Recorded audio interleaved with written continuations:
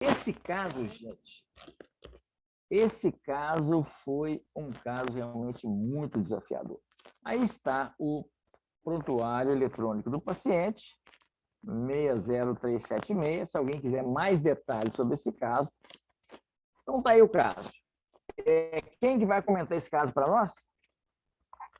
Vamos convidar o Dr. Matias para apresentar esse segundo caso, por favor.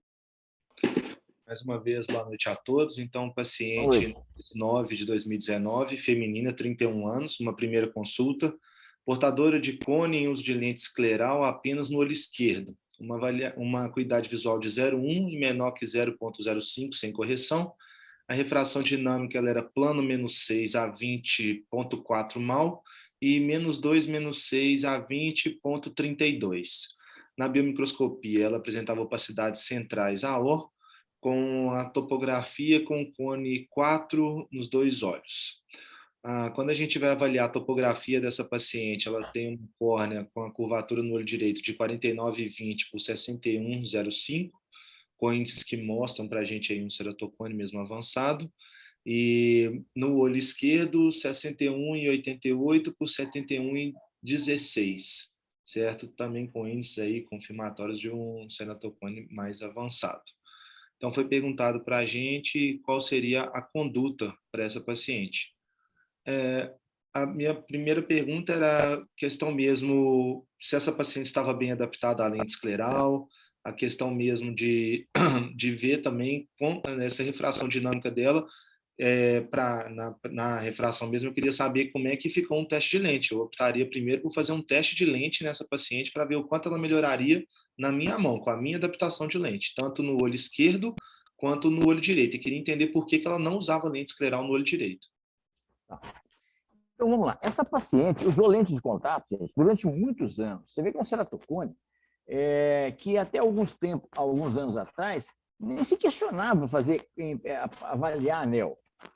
Hoje a gente sabe que o que define a indicação de anel é se o paciente tem uma espessura de córnea compatível com o implante de anel e se ele tem alguma melhora com a visão com pinhole. Se ele tiver uma melhora da visão com pinhole e tiver uma espessura de córnea compatível com o tratamento com anel, mesmo que tenha essas opacidades, não é uma contraindicação absoluta. Até talvez uns 2, 3, 5 anos atrás, esses casos ia tudo para transplante. Tá? Ia para transplante e depois o paciente continuava usando lente de contato. Essa era quase a regra dos pacientes.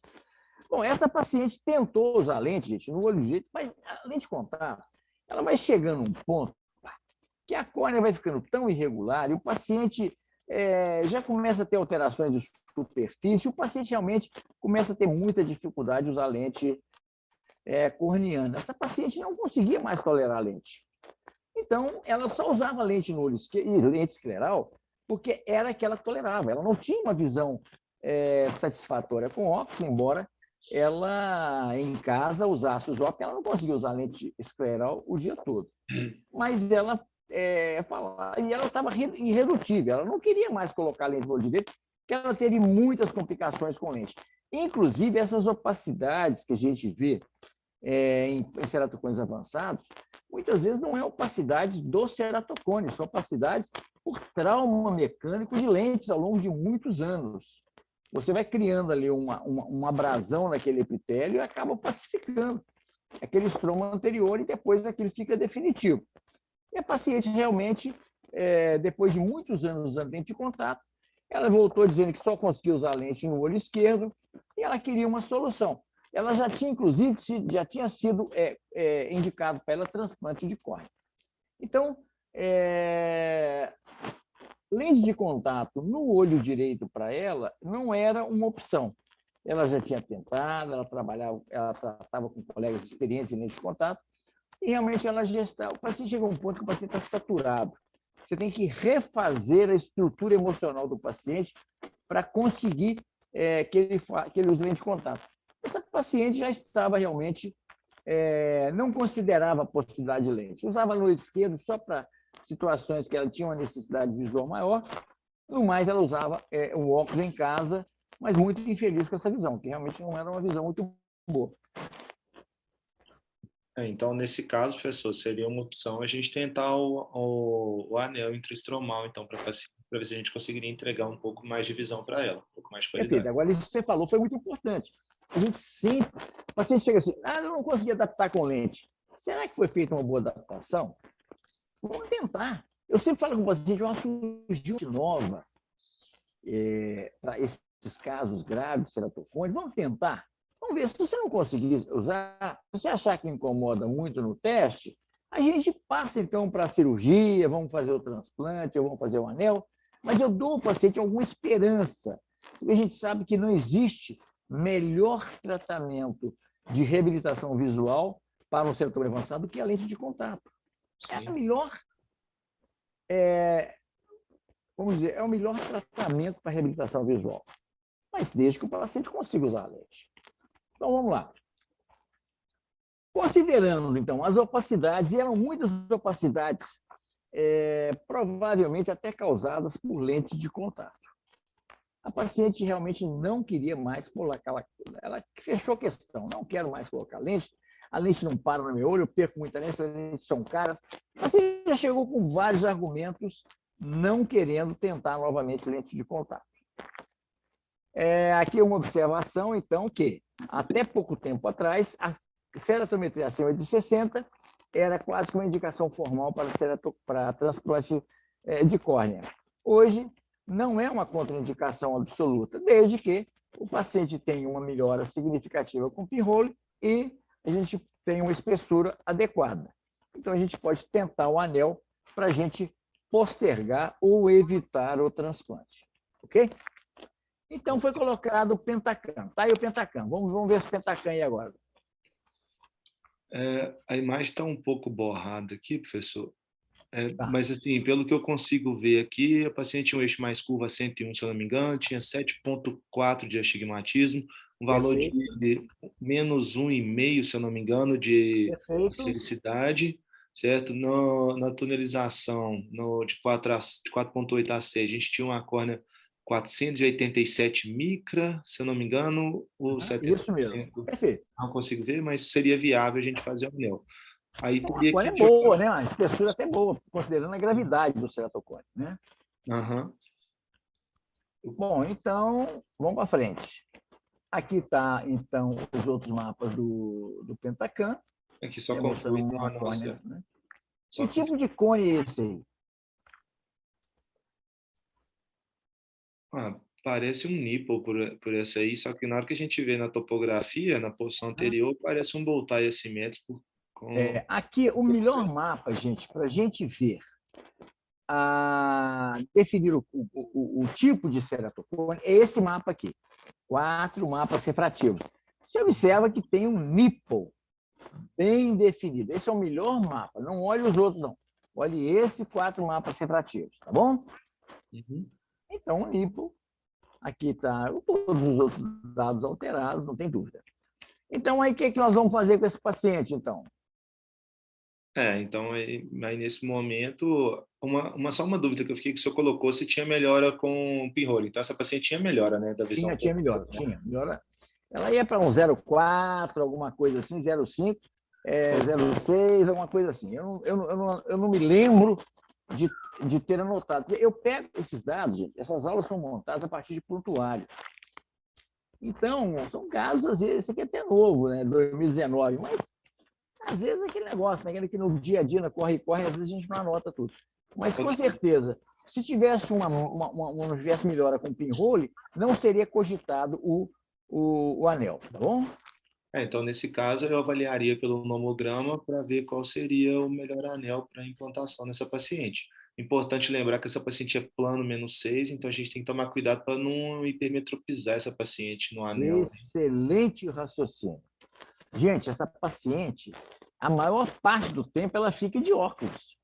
Ela tem plano e -2. Vocês imaginam colocar aqui um anel de arco longo? E se essa paciente tiver uma hipermetropia? Eu estou falando, mas não lembro o que foi feito, não, tá? Esses casos têm 3 anos aí, eu não lembro o que foi feito, não. Mas então você indicaria um anel? A paciente ela está resistente ao uso de lente. Ela não, a minha opção para ela seria o anel, sim. Vamos ver o que foi feito. Então, discutido com o paciente, porque não adianta, gente, às vezes a gente fala com o paciente, a melhor opção para você é a lente de contato. Mas, gente, vamos pegar a história do paciente. Tem paciente que já sofreu demais, já gastou demais com lente, a lente não para no olho, o paciente já está, vamos dizer, de certo ponto, que a lente é um relacionamento guardado as proporções, né? Um relacionamento interpessoal. Tem relacionamento que uma hora desgasta, ele acaba.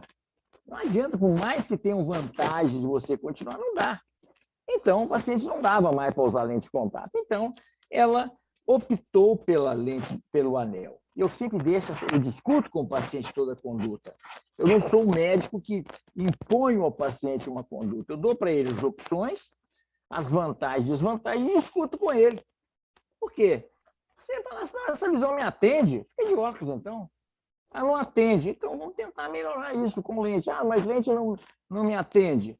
Então, vamos pensar no anel. A gente sempre deve deixar o transplante como última alternativa.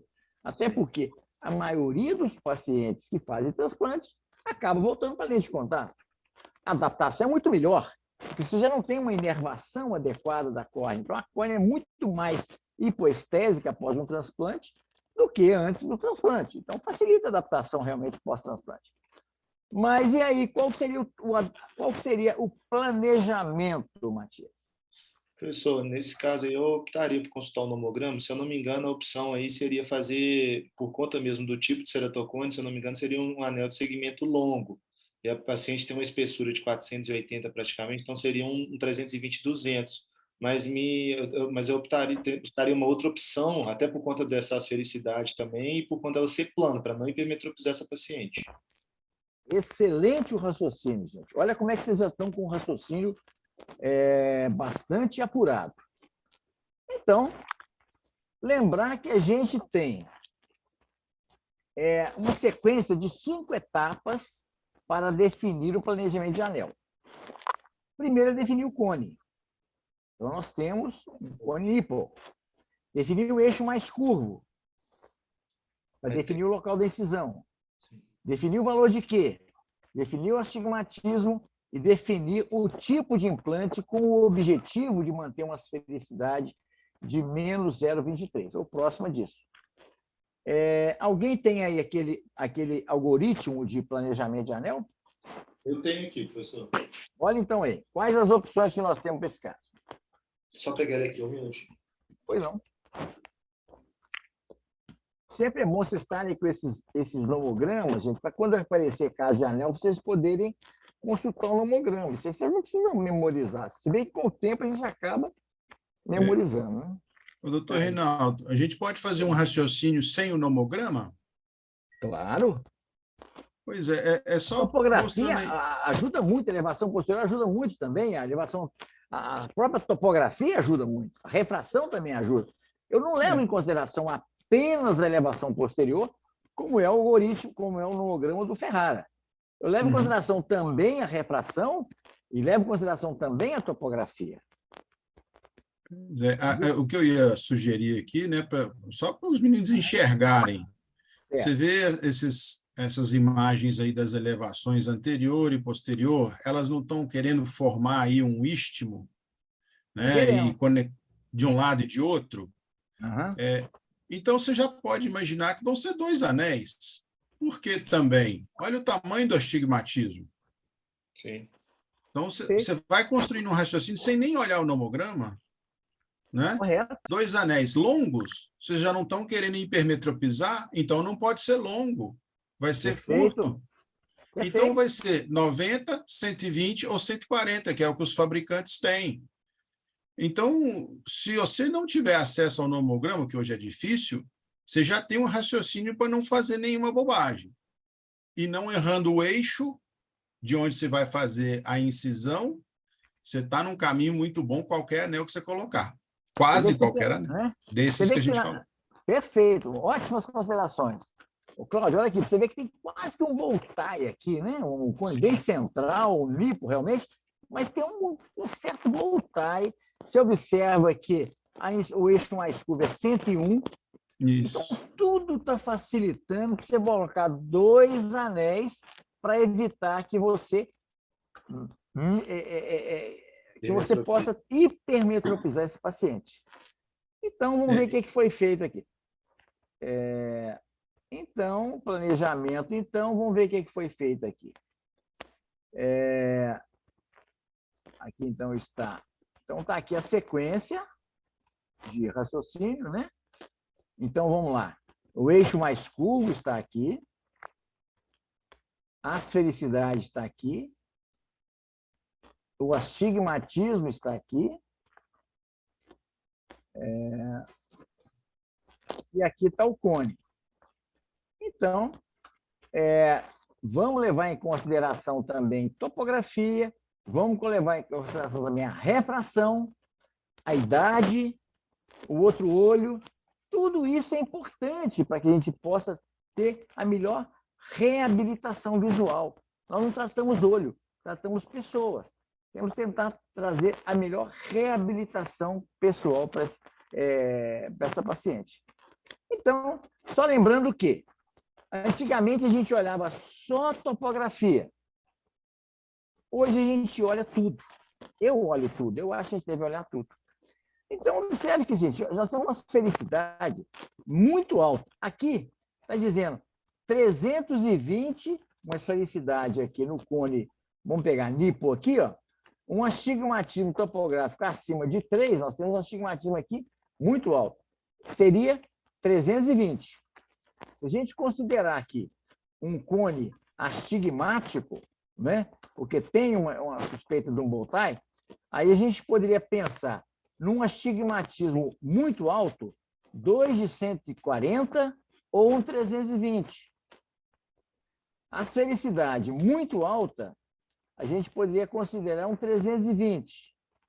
Então, você observe que nós estamos meio no caminho entre um cone, um Bowtie e um nipple. Só que o tratamento do nipple aqui, a gente vai ter uma tendência de tratar mais o esférico do que o astigmatismo. E quando você trata isso como um cone astigmático, você considera, primeiro, que tem uma felicidade muito alta. E a felicidade aqui é muito alta, é 1,5. E aqui nós nos dá a opção de você corrigir mais astigmatismo do que o esférico. Então, aqui são as opções que foram dadas aqui. Aqui, cone central, cone hiperprolada, alto astigmatismo, alta ceratometria e uma asfericidade 320, 250. Eu gosto também, não custa nada, pegar o nomograma também do cone ring, que leva em consideração a refração, para ver o que ele sugere. Observe que ele sugeriu 2 segmentos e não um segmento longo. Embora eu pudesse colocar aqui um segmento estándar ou um segmento longo. Não existe uma verdade absoluta. Então, tudo seria possível. Um segmento longo estaria correto. Sim. Nós temos uma boa espessura, mas a gente lembra da idade do paciente, a gente lembra do outro olho e a gente lembra que, considerando a refração, considerando a ceratometria, a gente pode também colocar 2 segmentos. Então, no dia 7 de julho, em julho de 2020, quase um ano depois da primeira consulta, né, gente? Eu optei por 2 anéis de 160 por 200, um eixo a 110. Exatamente por isso que o Cláudio falou.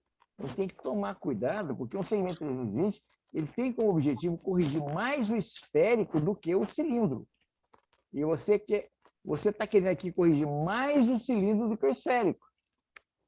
Bom, então vamos ver o que aconteceu. Então, nós devemos, então, evitar a hipermetropia e uma anisometropia. Então, foi indicado, então, aqui no olho, aqui, ó, Observe que com 15 dias pós-operatório, o paciente tinha muita fotofobia, os anéis com boa profundidade, e 0,5, observe, tinha uma visão de 0,4 mal, com menos 6, com menos 20. Aqui agora estava com com 0,5, com menos 1,5. Olha que resultado espetacular. Um resultado de 15 dias. Professor, uma dúvida que eu fico é: o senhor costuma esperar entre 3 e 6 meses para refratar esse paciente? Como é que o senhor conduz o paciente nesse intervalo do resultado final do anel a respeito de refração? Bom, veja bem, depende muito da necessidade visual do paciente. Um paciente ativo, um paciente que precisa de uma visão, às vezes precisa dirigir, um paciente que trabalha com computador, não dá para você esperar que daqui 3 meses você volta a fazer uma refração.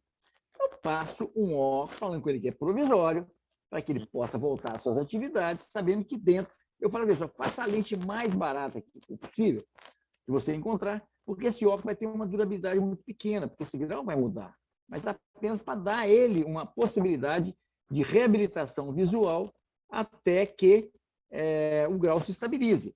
Você observe que, olha para você ver, 2 meses depois, ele estava com menos 2,5, 0,7 de visão. Então, mudou tudo. Certo? Então, em outubro, essa paciente ficou tão satisfeita, tão feliz, que ela, que estava bem adaptada com lente escleral no olho esquerdo, resolveu operar o olho esquerdo. Então, vamos. Agora, gente, nós lembramos que nós estamos falando de infecção, né? Eu estou achando que eu peguei o caso errado. Mas tudo bem, já estamos até aqui, vamos continuar. Então, agora está o olho esquerdo. Continua aí, Matias, vamos lá. Oi? Às vezes foi nesse anel agora que deu um problema. Mas então, dando sequência, então... Não, estava indo tudo bem, né? Vocês concordam, gente, que está tudo uma maravilha? A Sim. paciente que estava com a visão de 0,1, 0,05, de repente ela está com a visão de 0,5, depois 0,7. Puxa vida, resultado espetacular, né? Uma paciente que, em teoria, estaria na lista de transplante, né? Então, vamos lá. Então, continue, Michel. Matias. No mês de outubro, então, a paciente 2021 foi indicado um anel no olho esquerdo, que era o olho que a paciente usava, a lente escleral, e a gente foi para o planejamento da mesma maneira. Quando a gente olhava o padrão topográfico, o paciente tinha um bow tie, quando a gente avaliava a parte anterior, mas quando a gente olhava posterior, ela tinha um nipple. Esse olho é importante a gente lembrar que ela era -2, -6, então, pensando já em segmento longo, a gente teria essa opção, mas lembrando sempre do outro olho, que a paciente ficou com uma miopia residual, a gente pode, então, ir para avaliar a asfericidade dela -1,74, ela tinha uma curvatura de 64 por 72,5, se eu não me engano, está bem pequenininho aqui. 64, 72,50, isso. Isso. O eixo mais curvo 89, se eu não me engano, praticamente isso. Um astigmatismo exatamente, 89,8. 89,8, isso é um astigmatismo corneano de 8,2. E aí a gente teria que ver o mapa mesmo de anéis corneanos para ver questão de espessura, para ver o que a córnea dela toleraria. Então, vamos lá. Então, tá aí. Uma córnea de uma espessura de quanto tá ali? 406? Acho que é isso mesmo, 406 com 70% de espessura de 306. 406, isso. Então, caberia aí um anel, se a gente pensasse, optasse, no caso, por conta do padrão dela, a gente poderia colocar um 320-200 nessa paciente. Porque quando a gente vai com nipo, a gente tem a opção mesmo do paciente que tem uma esfericidade muito alta, que é o caso dela, a gente poderia colocar um 320-250, mas no caso ela teria que ser 200, então talvez corrigiria um pouco menos desse astigmatismo. E se a gente pensa no bow tie também, por conta da asfericidade, a gente iria ou com 320-200 ou 2 segmentos de 140-200, igual foi no outro olho, ou 160, né? Ok. Então é o seguinte, eu prefiro um segmento longo, eu prefiro dois segmentos. Isso aí, gente, vai muito da experiência de cada um. Esses nomogramas, eles nos dão um norte, mas não existe uma verdade absoluta, né? A gente opera muito ceratocone, às vezes com resultados, umas surpresas muito grandes. Então, está aí as opções. Você tem posição um anel longo e dois anéis curtos, né? Lembrando que a espessura máxima, no caso, 200 micras, né? Sim. Mais alguma consideração? Vamos para frente. Pode ir para frente. Então, aqui mostrando então o eixo mais curvo, mostrando a felicidade e mostrando o tipo de cone, né? Um nipo. Então, vamos ver o que foi feito. Bom, aqui está a sequência, aqui está a menor espessura no trajeto. Então, a 60%, que é o máximo que eu uso, né? O habitual é 50%, eu uso até 60%. Menor trajeto aqui é 466? É porque a gente tinha falado 406, mas é por conta da imagem borrar um pouquinho, é 466. Ah, tá, é 466, tá certo. Então, mas não mudaria a indicação do anel, não? Oi? Não mudaria, seria 200 também, da mesma forma, né? 320. Tá. Então, poderia colocar, se fosse 60%, até 279 a espessura, né, do anel. Então, a gente deve sempre usar, por isso que eu nunca faço anel nos dois olhos simultaneamente, porque eu vou ver como é que foi a resposta do primeiro e planejar o segundo. Entendeu? Sim. Isso é importante, a gente aprender com o primeiro olho. Então, então aqui está o cone Nippon. Então, vamos ver o que é que foi feito. Foi colocado, então, aqui nesse caso, um anel de 320, 250, com uma boa profundidade, e foi no dia seguinte retirada a lente. No mesmo dia eu tiro a lente de contato. Isso foi, então, em 16 de novembro de 2021. Ok, tranquilo, tudo bem, todo mundo feliz, a situação toda muito legal. Então, 9 dias, né? 9º dia pós-operatório, olha o que me aparece lá no consultório. A paciente refere dor e piora da visão com edema palpebral superior.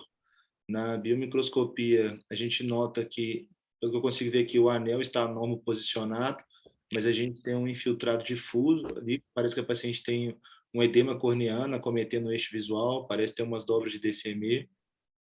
E... Gente, olha a espessura da córnea aqui, gente. Estão vendo o mouse aí? Sim. Olha para você ver. Um edema de córnea absurdo. Olha para você ver. Sim.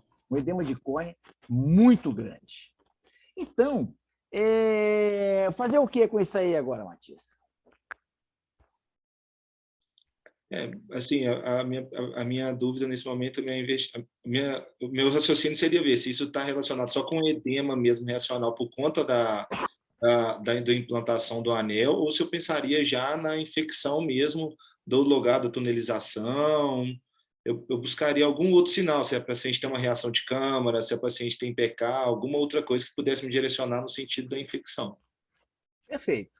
Então, eu vou te dar mais dados. Ele não tinha nenhuma reação de câmara, mas tinha dor, tinha uma fotofobia absurda, não conseguia abrir os olhos, uma visão péssima. Sim. E esse quadro aí. Tinha Seidel, professor? E tal. Hã? Sem Seidel? Sem Seidel. Câmara profunda, né? A gente pode ver aqui, ó, que a câmara está bem profunda. Ele podia ter penetrado a câmara? Oi? Foi com fento? Foi com fento. Né?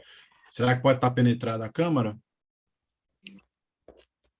Na verdade, o anel estava bem posicionado. Quando a gente tem vamos dizer, o planejamento da profundidade ele é incorreto, você pode realmente lesar o endotélio, e lesando o endotélio, você pode ter uma infiltração de aquoso no túnel, levar um edema.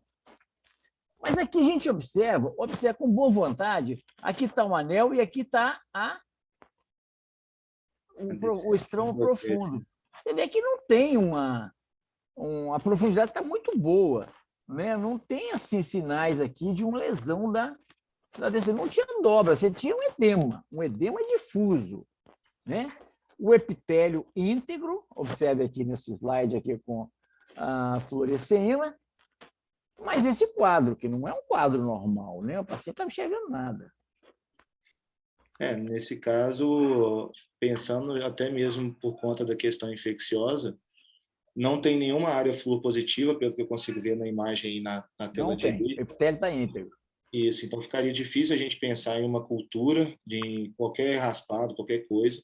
Aqui, ó, só tem uma área positiva aqui, olha aqui para você ver, onde teve a incisão. Sim. Está vendo aqui? Ó, uma pequena área corando aqui onde teve a incisão. Porque isso aí, essa fotografia foi feita, ainda não tinha fechado o epitélio da incisão. Então, nesse caso, eu entraria primeiro tratando empiricamente com uma quinolona, um Vigamox, mas orientando a paciente a respeito do quadro, certo? E até mesmo pensando em, dependendo, realizar a retirada desse anel, caso não tenha uma progressão adequada. Ok, então, no nono dia, ela estava no primeiro dia, estava muito bem, isso que me preocupou, porque ela estava bem no primeiro dia, mas no primeiro dia não existe um dia de pós-operatório. A bactéria leva um tempo para proliferar, então, não é? Então, no primeiro dia pós-operatório, tudo foi uma maravilha. Quando ela voltou com 9 dias, estava com essa situação. Então, continua aqui, ó. Então, no dia 16 foi feito, no dia 25 foi, no nono dia foi feita uma revisão. Continua aí agora, então, Matheus. Tonometria de aplanação no olho esquerdo de 10, a impressão, acredito que impressão infecção, Vigamox de hora em hora durante o dia e 2 em 2 horas à noite, manter Predforte 3 vezes ao dia e retorno no dia seguinte. No dia 26/11, dor e fotofobia intensa, a bio, melhora do edema, o olho calmo, o anel normo posicionado, foi passado então o Vigamox espaçado o Vigamox para 3 em 3 horas de dia e 4 em 4 horas à noite, e foi mantido o Predforte 3 vezes ao dia, com a paciente com uma visão de 0,6, de 0,6 com -3. E quando a gente compara, assim, nem parece que é de um dia para o outro, né? De tanto que melhorou o edema da paciente. Não é? E melhorou, gente, porque, na verdade, é o seguinte, paciente sem reação de câmara, olho calmo, isso aqui é um edema de córnea. E o edema de córnea no fento não é raro, não. O fento ele dá muito mais DLK, que é uma reação também inflamatória e não infecciosa. Então, eu entrei com corticoide de uma forma, observe, aqui, cadê o corticoide? Onde é que foi? De 8 em 8 horas, 3 vezes ao dia. Porque a gente é o seguinte, eu não tenho certeza que isso é estéril, mas entrei com corticoide e o seu cérebro, como que teve uma melhora de um dia para o outro? Olha aqui, no dia, 10º dia. Olha o 14º dia. Então, isso aqui ficou claro, muito claro, que essa paciente não tinha uma infecção, embora pudesse ter, mas era mais um quadro de edema de córnea. Às vezes, a manipulação de um anel de arco longo, você fica ali tentando empurrar o anel não vai, você começa a alargar o túnel, e, bom, o certo é que um dia depois, no 10º dia, que um dia depois de entrar com o corticoide, o paciente melhorou muito, com 15 dias, estava assintomática, melhora da visão, e com 15 dias eu suspendi o antibiótico. Ok? Ok. Então, observa a sequência aí. Sim. Em dezembro, então, de 2021, um mês depois, 21 dias depois, a paciente volta com uma refração dinâmica no olho esquerdo de -2, -4 a 135, com visão de 0,16, a bio sem alterações, manteve o Predforte em regressão e lubrificante, adaptada com lente de contato gelatinosa no olho direito, que era o primeiro olho operado com -3,7 de visão, e controle periódico. Em fevereiro de 2022, no 3º mês pós-operatório, ela optou por voltar a usar a lente escleral no olho direito, porque ela estava plano, -4,5 a 90, com 0,7 de visão, e no olho esquerdo foi -2, com 0,2 de visão. Gente, vocês observem o seguinte, olha que interessante. E o padrão dela de visão? Observa o seguinte, olha aqui, gente, uma coisa é visão, outra coisa é topografia. A gente deve tratar o paciente, não o exame. Olha que frustração. O paciente tinha 61, 71, uma córnea toda irregular. Aí ela passa para 55, 66. Quer dizer, uma redução muito grande. Olha como é que regularizou a córnea. Aparentemente, deveria ter tido um resultado excelente, né? O paciente está com menos 2,02 de visão, que era pouca coisa mais do que ele tinha antes. Olha que frustração. Não é que então, um anel, gente, é isso. A gente tem resultados excepcionais e resultados muito frustrantes. Mas qualquer coisa que a gente possa evitar o transplante sempre é interessante. E o olho direito, que essa paciente não queria usar lente, não sei se você se lembra, ela estava usando lente escleral só no esquerdo. Isso. Observa que ela chegou a ter com lente gelatinosa 0,7. Olha a visão dela, como é que ficou no olho direito. 0,7 com menos 4,5/90, aquele que nós colocamos os 2 anéis. Não hipermetropizamos e tivemos uma redução pequena do cilindro, mas com grande ganho de visão. E o esquerdo, que a gente colocou um anel de arco longo, a paciente ficou com a visão de 0,2, quer dizer, muito frustrante, né? Bom, então, vamos lá. O que é que nós, então, podemos tirar desse caso, Matias?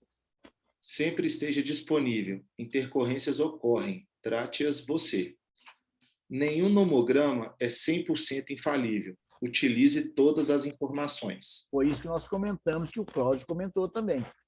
Observe a refração, observe o outro olho, observe a idade, porque tudo isso ajuda na definição do anel. Olhamos tudo isso e o resultado do olho esquerdo foi pífio, um resultado muito ruim. Então, a gente nunca deve colocar um anel pensando em tratamento refrativo, porque a gente vai ter frustrações se a gente pensar dessa forma, e o paciente também. Implante de anel com fento facilita a técnica. Complicações existem. Infecção após implante de anel não é comum, mas a intervenção precoce é fundamental. Aqui eu vou fazer uma observação. Se você tiver uma infecção com anel e não estiver evoluindo bem, considere a possibilidade de tirar o anel e mandar um anel para a cultura, tá? Lava o túnel com antibiótico e tira o anel. Ok. Sinais, sintomas sugestivos de infecção e inflamação. Poucos dias após a cirurgia, edema de pálpebra, dor, piora da visão, edema de córnea e reação de câmara. Sinais, sintomas não sugestivos de infecção e inflamação. Epitélio íntegro, olho calmo, sem reação de câmara, visão estável ou melhor e rápida melhora do quadro. Em caso de úlcera de córnea e ou infiltrados corneanos e ou secreção purulenta e ou reação de câmara, faça colheita de material para o laboratório antes de iniciar a antibiótico terapia, se for possível. Se não tiver melhora após o início do tratamento, considere explantar o anel e enviar ao laboratório. Ao fazê-lo, lave o túnel com antibiótico. Se mantenha disponível para tranquilizar o paciente e a família. Na qualificação de cirurgião refrativo, se manter atualizado em córnea é fundamental. A incidência de DLK e infiltrados estéreis em pacientes alérgicos é maior na técnica de fentolaser. O resultado visual após o implante de anel é muito melhor quando o cone não está muito avançado. Lembrar disso, gente. A gente não deve ficar postergando o anel se o cone está evoluindo, porque quando a gente faz o anel com um cone muito avançado, o resultado, a reabilitação visual, é pior do que num cone mais inicial. Então, o que aconteceu? Observe. Aqui eu coloquei alguns dados mostrando que a inflamação e a apoptose celular após o laser de fento segundo já foi descrita. E ela é proporcional à energia do fento, que é maior do que a energia manual. Observe aqui o edema central, né? Então, eu deixei aqui vários casos, vários artigos aqui, para que a gente possa lembrar que o fento veio democratizar o anel. Todo mundo hoje coloca anel com fento, mas lembrar que algumas complicações são maiores com o fento. Então, tem todos esses... Aqui mostrando uma Delicar, né? Observe aqui uma Delicar bem evidente. Aqui, no primeiro dia não tem nada, no quinto dia já tem uma Delicar, depois você entra com corticoide e o paciente melhora.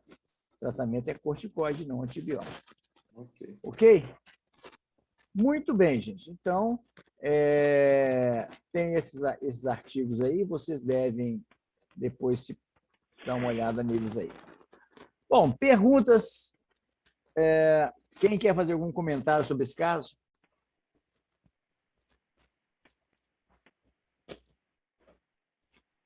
Arnaldo? Reinaldo, esse caso é muito interessante pelo seguinte, como você já comentou, a lente escleral na reabilitação visual de pacientes com cone mais avançado, ela realmente tem duas fases. Primeiro, aquela fase do paciente ficar apaixonado pela lente escleral. Às vezes uma córnea totalmente deformada, aberrada. Quando a gente faz o teste lente escleral e cria uma nova superfície corneana do paciente, o paciente realmente fica maravilhado. Muitas vezes ele quer ir embora até com a lente de teste. Então, essa é a fase aí da paixão pela lente escleral. Agora, é muito comum a gente que trabalha com lente escleral, depois de alguns anos, o paciente, apesar da qualidade de visão razoável, ele começa a ter alteração de superfície, começa a ter lentopatias, hipóxia corneana induzidas pela própria lente escleral, e chega uma fase que ele não quer mais, em hipótese alguma, usar a lente escleral. Então, eu considero a lente escleral uma ferramenta útil na fase inicial, na reabilitação visual do paciente, até para criar uma reação de confiança. Mas eu já alerto ao paciente que ele não vai tolerar aquela lente a vida inteira, e vai chegar uma hora que nós vamos ter que usar um outro recurso, e nesse caso, os segmentos de anel longo, eles funcionam muito bem. Eu já tive uns 2 ou 3 casos, Reinaldo, muito semelhantes aos seus, em pacientes com que eu coloquei, implantei segmento de 320 por 250 em córneas mais finas, sabe?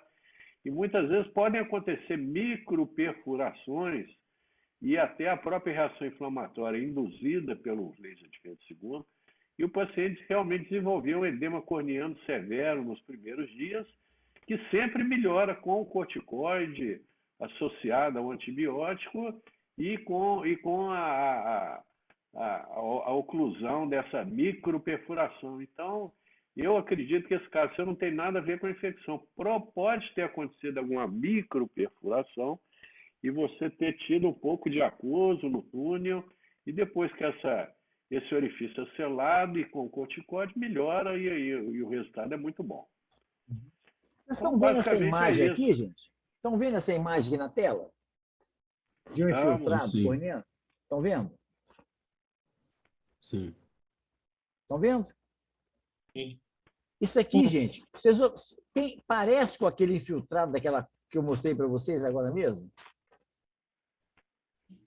Lembra um pouco aquele infiltrado estéreo, mas um pouco Parece bem, não parece? Isso aqui, gente, é uma infecção por estáfilo. É uma ceratite por estáfilo. Mostrando como que como que a gente realmente tem que tomar cuidado, porque parece muito, tá? Tem uma outra imagem aqui que eu quero mostrar para vocês. Essa aqui, olha aqui para você ver. Olha se não parece com aquele edema de córnea que eu mostrei para vocês agora com o anel. Isso aqui também é um quadro infeccioso, é uma ceratite infecciosa. Só que vocês observem que tem um olho muito injetado, uma reação conjuntival importante e com muita dor. Então, às vezes, o aspecto, a gente parece realmente o paciente tem a lesão, então a gente, que parece que tem uma infecção, e tem que considerar sempre a possibilidade de infecção, porque pode, né, a gente tem que, sempre é melhor pensar que seja infecção, e mesmo que não seja, do que a gente negligenciar e não tratar aquele paciente como se fosse uma infecção. Bom, gente, o último caso que eu vou mostrar para vocês Pois não? Eu queria fazer algumas observações que... Claro, fique à vontade. eu achei, assim, o que torna esse caso bem desafiador, né? Que a princípio parecia algo simples, mas aquela refração inicial de plano com -6 e depois de -2 com -6, mas uma visão ruim, e mesmo com lente de contato, haveria alguma possibilidade desse paciente ter uma ambliopia nesse olho esquerdo? Uma coisa para a gente pensar. Porque a visão era para, teoricamente, era para ser melhor, ainda mais com lente escleral, né? E a gente vê que desde o começo ele não tinha essa visão tão boa. A outra coisa que a gente... Mas, Cláudio, só fazer uma observação. É porque talvez não tenha ficado claro. É o seguinte, esse paciente tinha várias opacidades centrais da córnea. Isso pode explicar essa baixa reabilitação visual, tá? Era um paciente que realmente já tinha opacidades importantes nas duas córneas. Mas continua, por favor. Uma outra coisa que a gente tem que observar também, que a gente falou, esse paciente é plano num olho, vamos colocar um anel. Eu mesmo fiz esse raciocínio, né, no início.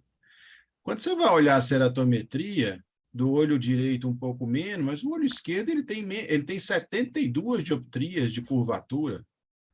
Então, ele não é -2 de esférico. Ele só aceitou -2 e assim mesmo com uma visão ruim. Então, a gente estava questionando anel longo, anel curto. Então, vamos ficar atento, porque nada é tão simples, né? Esse paciente é míope. Eu não tenho dúvida que ele é míope. Com certeza. Né? Então, um anel de 320 no olho direito talvez pudesse ser bom também, né? E o nomograma até menciona os dois anéis, um de arco mais curto e um de arco longo. Sim. E aí, na verdade, a gente pensou em colocar 2 anéis, porque, veja bem, você deve lembrar que lá no começo da história, essa paciente nunca reclamou do olho esquerdo, porque no olho esquerdo ela conseguiu usar lente, e com a lente já tinha visão muito boa. Então, considerando que ela continuaria usando lente no olho esquerdo, seria importante a gente não hipermetropizar essa paciente no olho direito, porque ela colocando lente no esquerdo e não hipermetropizando no olho direito, ela poderia ter uma reabilitação do olho direito que daria para ela uma visão bastante útil, uma visão funcional, bastante satisfatória. Poderia até usar óculos com lente de óculos no olho direito. Mas o que acontece é que ela ficou tão satisfeita, ela chegou a 0,7 de visão no olho direito, uma córnea cheia de opacidade, um ceratocone de quase 70 no olho direito também. E ela optou, então ficou tão boa a visão dela que ela optou por fazer o olho esquerdo. Então, o olho esquerdo, a gente pensou em fazer o arco longo em função, primeiro, de uma alta ceratometria, né? Que não era compatível com a refração dela, mas a refração que ela aceitava. E a gente sabe que a refração do ceratocone é sempre uma refração depende muito do tamanho de pupila, depende da iluminação da sala, depende se está dilatado ou não está dilatado. A refração muda muito, porque o paciente, na verdade, ele não tem uma metropia, ele tem uma aberropia. O que atrapalha a visão no ceratocone não é grau, é aberração. Por isso que muitas vezes o paciente tem um ceratocone, ele tem um ceratocone importante e que muitas vezes tem uma visão boa, porque ele consegue, na área central, ter uma, vamos dizer, quase que hemétrope, embora ele tenha córneas, às vezes, muito irregulares. Isso é muito comum. Hoje mesmo eu tive um paciente no consultório que tinha um -5 de astigmatismo nos 2 olhos, era a refração. Chegava a 0,8, sem correção, 0,7. Uma coisa absurda. Mas a ceratocone é assim mesmo. Então, você tem que explicar para o paciente assim, você acha que vale a pena usar um óculos assim? Frequentemente o paciente fala não. Então, você não passa óculos, o paciente fica sem óculos. Porque naquela área central, a gente só usa as 3 milímetros centrais da córnea. Às vezes o ceratocone é muito descentrado, ele não deforma tanto a área central. Por isso que o paciente tem uma visão boa. Embora, quando você faz a refração, ele tem uma metropia, às vezes, muito significativa. Então, o importante é a percepção do paciente, a necessidade do paciente e como que ele percebe essa visão. Porque, às vezes, você passa um óculos para o paciente e ele acaba não usando o óculos. É isso aí, professor. Coincidentemente, no ambulatório de lente hoje, tivemos um caso exatamente assim também, com -5 de astigmatismo nos 2 olhos e a visão com o óculos e sem o óculos, ele via pouca diferença e a gente, assim, vai explicar. Não é melhor não usar óculos. Gente, ele já tem um problema, que ele não tem qualidade de visão. Já que não tem qualidade de visão, o óculos vai dar qualidade de visão para ele? Não vai. Então, muitas vezes vocês preferem ficar sem óculos. E outra coisa, essas córneas é interessante.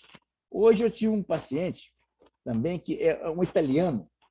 Esse paciente é uma coisa muito interessante. Ele fez uma cirurgia refrativa há muitos anos e virou para mim e falou assim, eu fiz uma cirurgia, mas hoje eu tenho ceratocone. Ele não associou a ectasia à cirurgia. Evidentemente que eu não entrei no detalhe. E esse paciente tinha uma visão muito boa de longe e de perto. E uma ectasia importante. Ele só tinha dificuldade porque para dirigir à noite a visão dele era muito ruim. Claro, pupila dilata, as aberrações se expressam e a visão piora muito. Mas é um paciente que tinha uma ectasia muito importante no olho. E no outro olho não desenvolveu ectasia. Então, é um paciente que você, às vezes, passa um óculos para ele dirigir. Porque durante o dia todo ele tem uma visão ótima. Ele ficou com uma báscula que não foi planejada, mas que acabou o ceratocone levando ele a uma báscula, uma córnea meio multifocal. O paciente tem uma visão muito boa, só tem dificuldade para dirigir.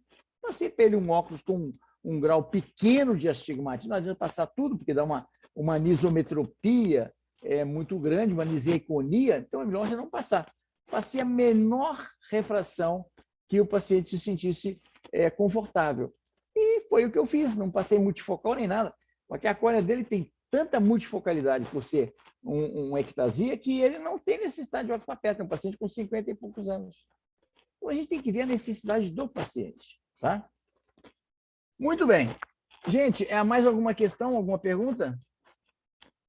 Se não tivermos, vamos passar para o último caso, que foi o pior caso que eu tive na minha vida. E quem que vai falar? A Débora está aí? Estou sim, professor. Então, faça favor, Débora. Apresente esse caso para nós. Tá. Paciente masculino, 45 anos, em 97 veio para avaliação de cirurgia refrativa. Na fundoscopia tinha persistência de fibras de mielina no olho direito e um passado mórbido ocular, né? Tinha passado de ceratoconjuntivite epidêmica em 94, que evoluiu bem, sem opacidades. A refração desse paciente é um paciente míope de menos 4,5 com astigmatismo de menos 3 a 170,4 e menos 4,5 de acuidade visual. Paquimetria boa de 560 em ambos os olhos. E a topografia desse paciente, professor, não está na tela cheia, está diminuído. Não. Será que o senhor pode colocar, por favor? Tá. Isso, agora está ótimo. K mais plano de 41,7, K2 de 42,87 e o outro também, 40 e 42. Tá. Será que era um caso bom para cirurgia? O paciente não tinha opacidades, córnea boa, mas tem uma acuidade visual, tem uma anisometropia, não, tem uma ambliopia, né? O olho direito desse paciente é 0,4 e o esquerdo enxerga bem. Esse paciente é amblíope. Então, veja belas coisas. Veja bem, é um paciente presbita, tem 45 no olho direito, tem um astigmatismo corneano que parte dele é na córnea, e não é totalmente na córnea. É 1,17. É um caso assim que hoje a gente pensaria muito se valeria a pena operar esse paciente. Verdade. Né? Bom, o certo é que nós estamos em 97, nós estamos no auge do PRK. Ainda não existia LASIK nessa época, só se fazia PRK. Então, qual seria a conduta considerando, vamos voltar aí, 20, 30 anos? Né? Então, já estava um PRK com báscula no olho direito. Seria PRK com báscula, olho direito, porque é um olho amblíope. Até porque é o olho amblíope. Perfeito. Então, PRK ambos os olhos, bástula no olho direito. Não, então, aqui está errado. O que foi feito, então, foi um PRK nos olhos, bástula no olho direito, tá bom? Tá. Uhum, O que foi feito, o planejamento foi esse.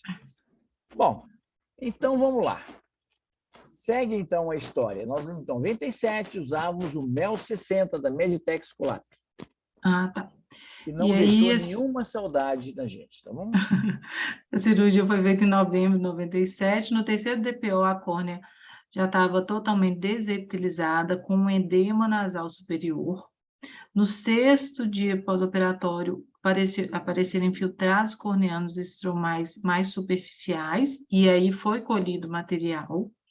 No sétimo DPO, teve piora desses infiltrados, e aí foi iniciado a pimaricina 5%, né? Uhum. Mais o Oflox de 30 em 30 minutos e a atropina. Então, esse paciente devia estar bem sintomático também. Lembrar, na época não existia quinolona de quarta geração, nem de terceira geração, existia a ofloxacina. Isso, E a pimaricina o senhor começou já para tratamento de antifúngico mesmo, né? Assim, já começou tudo. Exatamente. Tá. Nós vamos ver depois nas imagens que tinha lesões satélites, que é uma dos indicativos. Nessa época, eu não conhecia o Fabrício. O Fabrício ainda não estava mexendo com a patologia ocular, com citopatologia ocular.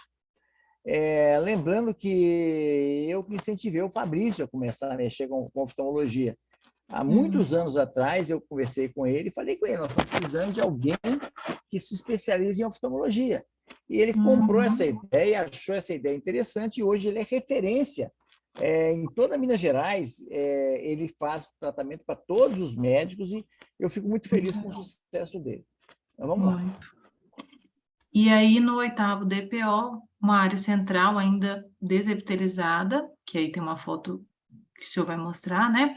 No décimo DPO, houve uma regressão desses infiltrados, acuidade conta-dedos a 2 metros? Sim. Não, 0,2 a 2. 0,2, tá. 0,2 mal. E o laboratório veio negativo. 13º DPO, uma melhora importante, mas ainda persistiam 2 infiltrados menores, e essa acuidade continuava 0,2. E no 18º DPO, uma piora da lesão central. Deveria ter um afinamento, né? Um melting. Foi colhido o material e o laboratório veio negativo. Bom, lembra, já observa, a cirurgia foi dia 5 de novembro, tá? Isso, vamos guardar isso aí. Bom, vocês observam o seguinte, com a frequência que esse paciente foi visto. E lembrar que, felizmente, nessa época, a gente fazia um olho de cada vez. O Arnaldo vai lembrar disso. A gente não fazia cirurgia bilateral. Nós ainda não tínhamos experiência para fazer a cirurgia bilateral. A gente fazia um olho só. Tá. Agora, gente, vocês desculpem a qualidade das imagens, mas isso aqui foi Polaroid. Você nem sabe o que é Polaroid. Era uma câmera que saía a imagem na hora, a gente tirava uma foto, digitalizava esse negócio, com todas as dificuldades que existia na época de informática. Então, aqui a gente observa, gente, primeiro, uma hiperemia muito importante, não dá para ver direito, mas aqui tinha uma área, um infiltrado extenso na área paracentral. Então, aqui vocês observam, a qualidade da imagem é muito ruim, mas aqui, observe, vocês estão acompanhando o mouse aí? Sim. Observe que aqui uma área grande aqui, ó, de desepitelização. Uma desepitelização e uma perda de transparência. Aqui já está uma córnea com um infiltrado grande nessa área aqui, o olho bem congestionado. Aí já tinha fibrina, já estava com o olho hipotenso, já com risco de perfuração. O quadro era trágico. Tá? Com 21 dias de pós-operatório, nós estamos falando no dia 26 de novembro de 1997. Muito rápido. Bom, então, continua aqui. Ó, no dia 20, no 22º dia, aconteceu o que a gente já estava esperando. Perfurou. Então, colocamos aqui uma cola. Na época não existia Beliplast, existia Super Bonder. Então, foi colocado um super bonder e eu solicitei uma córnea no MG Transplante. Isso. E aqui está a cola do super bonder, né? Mostrando que conseguiu manter a câmara, isso no 22º dia. No 24º dia, aqui você observa câmara já uma bolha, eu tive que recolocar outra cola, porque essa cola, gente, fica aqui 2, 3 dias, depois ela solta. Como estava uma perfuração, observa que já tem na cola, aqui já tem começando a vazar o moracoso aqui, ó. Tá vendo? Então aqui ela perfura. Observa as estrias que tinha na córnea aqui endoteliais aqui, ó.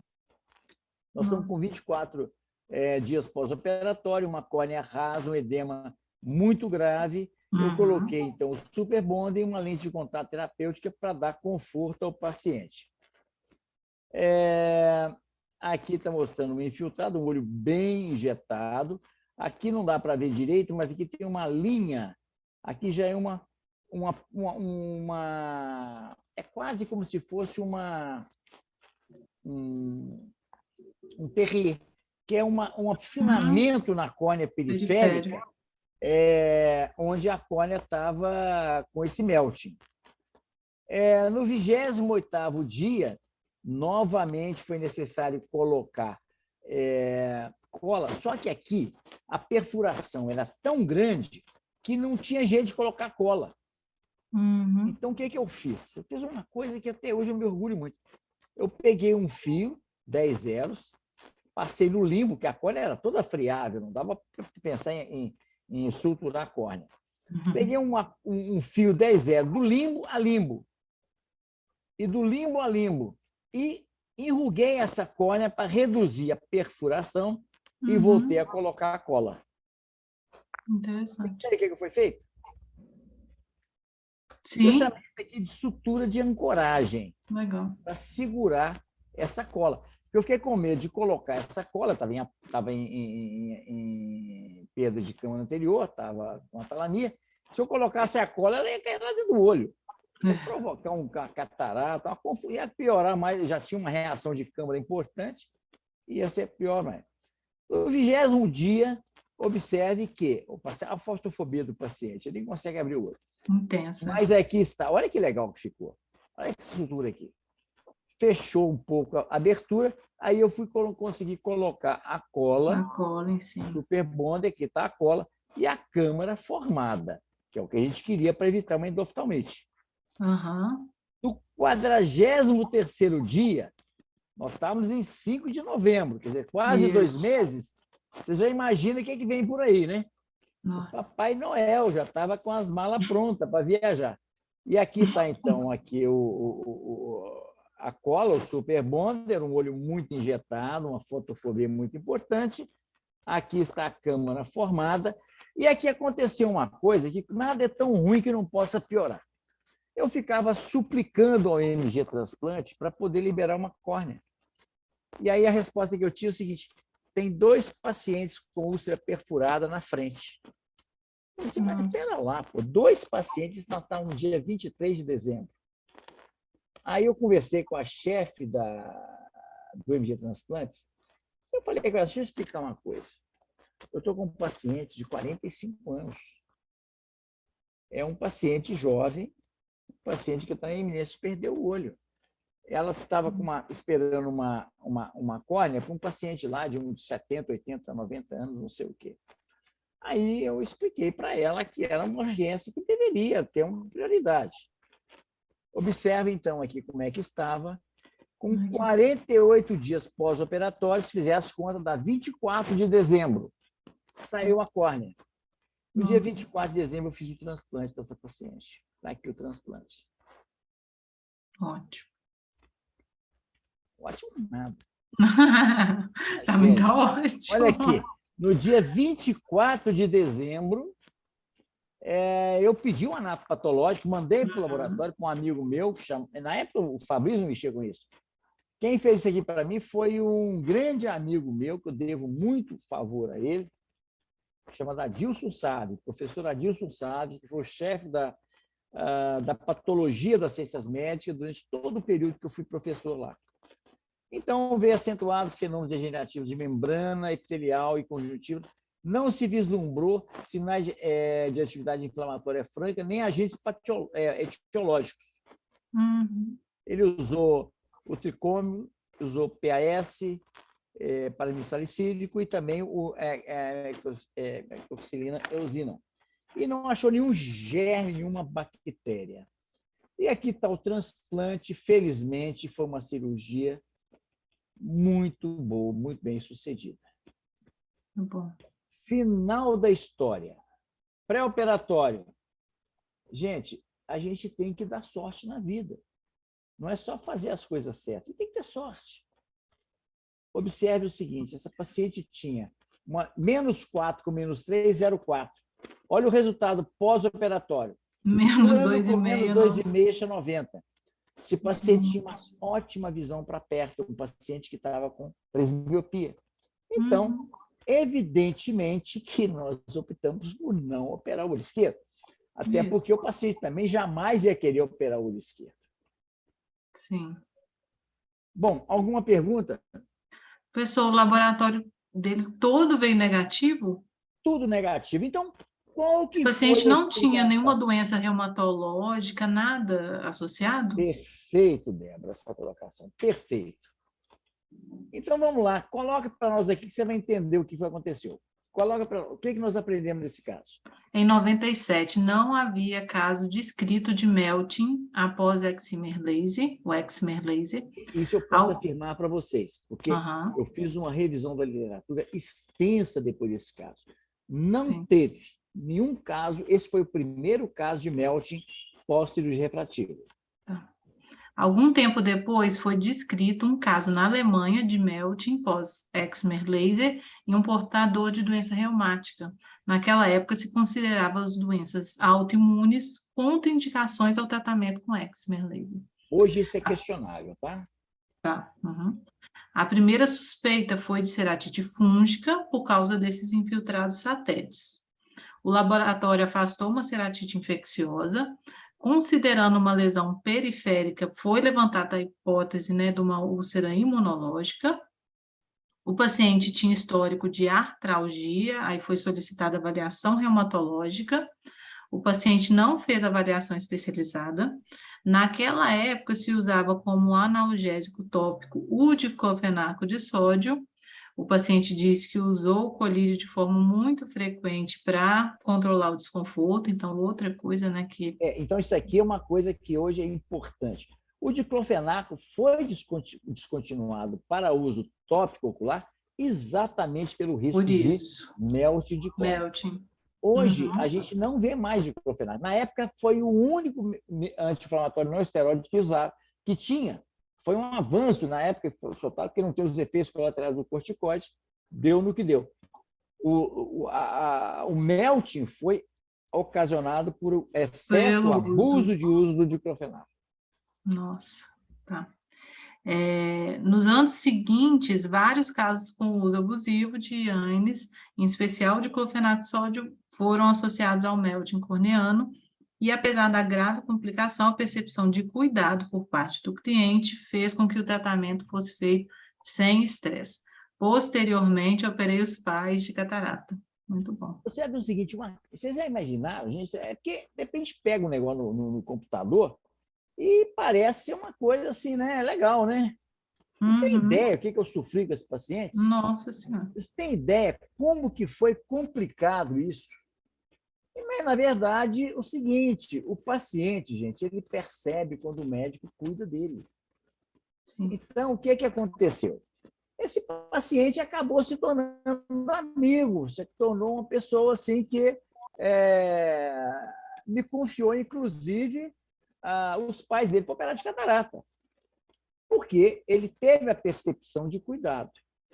Então, esse foi o meu pior caso, e Deus me ajudou muito que, além do sucesso do tratamento do transplante, esse paciente não teve a percepção de perda, porque ele tinha uma córnea com -4, com -3, um olho amblíope, e depois ele teve uma visão para perto até melhor, porque antes ele tinha um equivalente esférico muito alto, ele tinha que chegar muito perto do olho para poder enxergar por causa da presbiopia.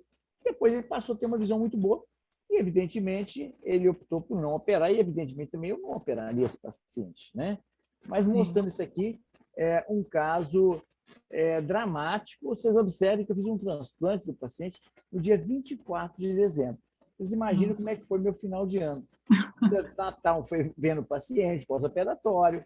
Então, vocês observem quantos controles pós-operatórios que esse paciente foi submetido. Praticamente todo dia eu estava vendo o paciente. Então, não houve estresse, ele não procurou outra opinião, ele não questionou o tratamento. Eu coloquei para ele que eu não sabia o que estava acontecendo, porque não tinha sido descrito nenhum caso de melting. Ninguém sabia. Ó, eu falo o seguinte, quando eu falo com vocês, gente, consultem outros colegas experientes. Gente, eu consultei vários colegas. Eu ligava para vários... Esse paciente foi no consultório de vários colegas, muito experientes. E ele sempre voltava, doutor, ninguém sabe o que eu tenho. Então, o paciente teve a percepção que ele tinha alguma coisa rara, porque era uma coisa inédita, mas que dava ele a confiança que ele estava com um médico que resolveria o problema dele. Então, isso aí foi... eu aprendi muito com esse caso. Um caso assim, que me fez...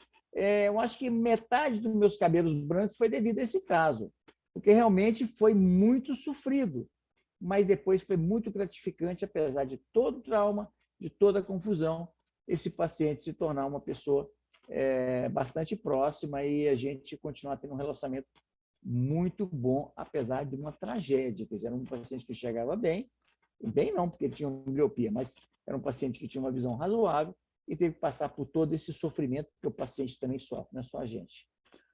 Então, eram esses casos que eu queria trazer para vocês, gente.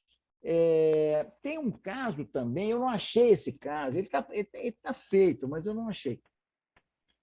Foi um paciente que eu coloquei um anel, e esse paciente apresentou um infiltrado, e eu tinha uma viagem marcada para um hotel fazenda, e esse paciente, eu falei com ele, ó, se eu vou viajar, vou estar num hotel fazenda aqui perto, era lá perto de Pitangui, mas qualquer coisa você me liga. Só que no hotel tinha um problema, a internet naquela época não era uma coisa assim muito comum, muito fácil. E eu tinha que subir num lugar, lá no motel eles me orientaram, só tem um lugar que tem internet aqui. Você sobe naquele morro, lá tem um cupim. Não sei se você sabe o que é cupim, mas tinha um cupim muito grande. Você sobe no cupim que você vai ter sinal. Era aqueles telefones, aqueles enormes, aqueles Motorola gigante, parecia um tijolo. E eu subia e ficava equilibrado naquele cupim lá, conversando com o paciente. Bom, o certo é que esse paciente me ligava todo dia, evidentemente que eu não descansei nada, não foi uma tragédia também essa viagem. E aí, resultado, quando eu voltei, o paciente estava com os infiltrados e eu tive que retirar esse anel, mandei o anel para o laboratório, já era o Fabrício, ele fez cultura do anel, avaliou tudo, não tem nada. Aí, resultado, o paciente recuperou e alguns 6 meses depois eu reimplantei um outro anel, porque ele estava com a visão 20/20. Foi o melhor resultado de anel que eu tive. Foi uma dificuldade grande de convencer o paciente de tirar um anel. Mas depois eu implantei o mesmo anel, o paciente ficou muito bem e está comigo até hoje.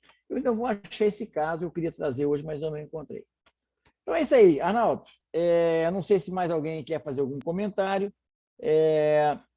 Se alguém quiser fazer alguma pergunta sobre esses casos, são casos dramáticos, são casos que a gente tem que estar, antes de mais nada, muito próximo do paciente para que não haja estresse. E, felizmente, todos esses casos evoluíram sem nenhum estresse, apesar da dificuldade, da gravidade do caso. Se alguém quiser fazer algum comentário, eu estou à disposição. Reinaldo, esse caso realmente foi dramático, eu me lembro. Você lembra desse caso?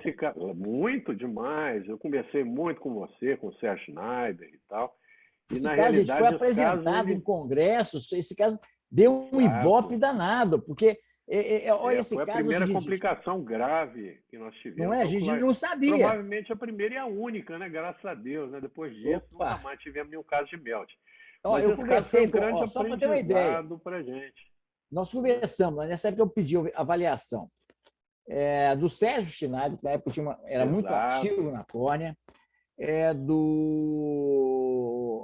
ver quem mais que foi? do Marcos Tanuri, ele estava começando a mexer com córnea nessa época, ele estava lá no São Geraldo, eu mandei ele lá no São Geraldo conversar com o Marcos Tanuri também, mais tarde também, mesma coisa, não sabia o que era. Depois eu... bom, eu não vi um caso. O certo é que eu pedi a esse paciente, eu falava com ele, ó, eu não sei o que você tem, isso não tenho ideia do que você tem, não sei o que está acontecendo. E todo mundo que eu pedi uma orientação também não sabia o que estava acontecendo, simplesmente porque foi o primeiro caso de MELT, que infelizmente não foi publicado naquela época, a dificuldade de documentação, essa coisa toda, acabou que não foi publicado. Mas foi um caso de... Aí outra coisa, o paciente não aceitou fazer também exames reumatológicos, que eu suspeitei que pudesse ter uma doença reumática para justificar esse MELT, mas o paciente não fez e, como ele evoluiu bem depois da cirurgia de transplante, isso aí foi desconsiderado. Talvez a causa não tenha sido nem a doença reumática, tenha sido mais o uso abusivo do anti-inflamatório diclofenaco. Com certeza, mas esse caso realmente traumatizou a todos nós. E eu me lembro que eu fiquei muitos anos. O paciente chegava candidato à cirurgia refrativa, a primeira coisa que eu fazia era perguntar se ele tinha alguma colangenose ou doença autoimune. Se ele citasse qualquer suspeita de colangenose ou qualquer doença autoimune, eu contraindicava a cirurgia para esse paciente.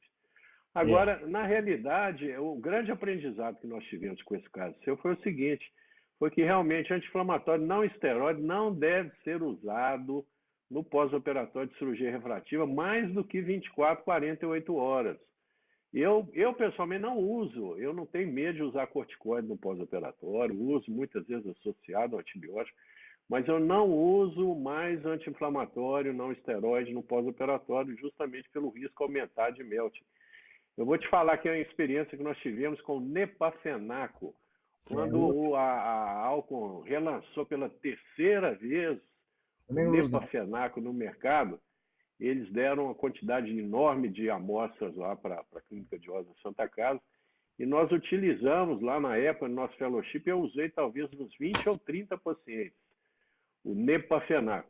Todos os pacientes que usaram o Nepafenaco no pós-operatório de PRK tiveram raise severo e eu tive que retratar todos esses pacientes. Então, eu que já tinha medo de anti-inflamatório não hormonal no pós-operatório, tomei um verdadeiro pavor e não uso mais em hipótese alguma. A única coisa que eu faço com relação ao anti-inflamatório não hormonal é simplesmente embeber a lente terapêutica no anti-inflamatório não hormonal, seja o ocular, seja o Toragesic, para o paciente usar as primeiras 24 horas e não prescrever em hipótese alguma anti-inflamatório não hormonal no pós-operatório. Mas tudo é um aprendizado e realmente eu fico feliz a gente fica feliz de saber que esse caso evoluiu bem, que não deixou nenhuma sequela grave na visão do paciente e que ele eventualmente até se tornou seu amigo, até pela cumplicidade que vocês tiveram aí nesse pós-operatório bastante conturbado, né? E vamos torcer para isso nunca mais acontecer no ocular laser. Felizmente não aconteceu. Felizmente o laboratório tirou o diclofenaco de sódio não é mais produzido diclofenaco de sódio sob forma de colírio. Eu também não uso mais o Nepafenaco, que é mais ou menos o mesmo princípio de diclofenaco. O que eu uso hoje é o cetorolaco como analgésico durante alguns dias, poucas vezes ao dia, como efeito analgésico. Isso eu ainda uso no PRK. Mas não tive nenhum problema mais de retardo de cicatrização nem nada, como eu tive nesse caso desse paciente. Então é isso aí, gente. Eram os casos. Vocês veem que é difícil. Depois eu vou encontrar esse caso do paciente lá do Cupim. Eu ficava subindo no Cupim, lá num cantinho, lá no alto do hotel, ali perto de Pitangui. Era uma tragédia. O paciente me ligava, tentava ligar e eu não conseguia responder porque não tinha sinal. E eu não tive sossego com esse paciente. Tive que tirar o anel e depois recoloquei o anel. Está comigo até hoje esse paciente. É um caso muito legal. Eu vou achar, só que eu não consegui encontrar. Quando eu achar, eu mostro para vocês como é que estava cheio de infiltrados. E hoje eu sei que esses infiltrados, inclusive, no anatomopatológico, isso aí são os infiltrados chamados amorfos, e conversando com uma grande patologista ocular, que é a minha orientadora, foi minha tese de doutorado, que é a doutora Márcia Guimarães, eu discuti esse caso com ela, ela falou assim, não, isso aí é um infiltrado amorfo que não tem, é uma reação de corpo estranho, mas que não tem nenhum efeito. Só que isso também não foi descrito muito tempo depois, então na época eu fiquei com medo. Hoje, esses infiltrados perianéis, eu não me preocupo mais desde que o paciente não tenha outro sintoma, porque geralmente são infiltrados amorfos que se depositam ali no túnel próximo do anel e não tem nenhum significado clínico. Esse paciente, mas eu não sabia, então tirei um anel, mandei para a cultura, e depois que eu tive a certeza que não tinha inflamação, não tinha infecção, era só um processo inflamatório, eu peguei e reimplantei outro anel na mesma característica, no mesmo túnel, e correu tudo bem, esse paciente está bem até hoje. Alguém quer fazer algum comentário, gente? Bom, se ninguém quiser fazer nenhum comentário, até semana que vem, então, um ótimo final de semana. E, Arnaldo, depois, se tiver um bom lanterneiro aí, você me manda indicação. Você vai ter que levar o seu carro ali na... só para você ter uma ideia, a Beatriz bateu o carro dentro da garagem lá, posicionou para uma pilastra lá, e a pilastra você também fica pondo pilastra no lugar que não devia, né? Mas muitas vezes essas pilastras, sabe como é que é? A buzina muitas vezes não sai da frente, né? Mas eu levei o carro dela lá tem 2 dias, hoje o carro já ficou pronto, já fui até buscar. Então, aonde que foi que você mandou? Eu acho que você deveria perdoar o Márcio e falar com ele para segunda-feira, levar lá na Sem Risco, eu conheço. Carmo, ali ao lado da Igreja do Carmo. Procurar lá o seu Gilberto, meu eu conheço o Gilberto. O Gilberto é pai do Dona Miriam e seu Gilberto. O Gilberto é pai do Buda. O Buda é colega de Dom Silvério, do meu menino, do Gustavo. Eles são amigos assim, ó. Buda, o Gilberto também, então, atendi ele, e a mulher dele também, que eu não lembro o nome da mulher dele. Dona Miriam.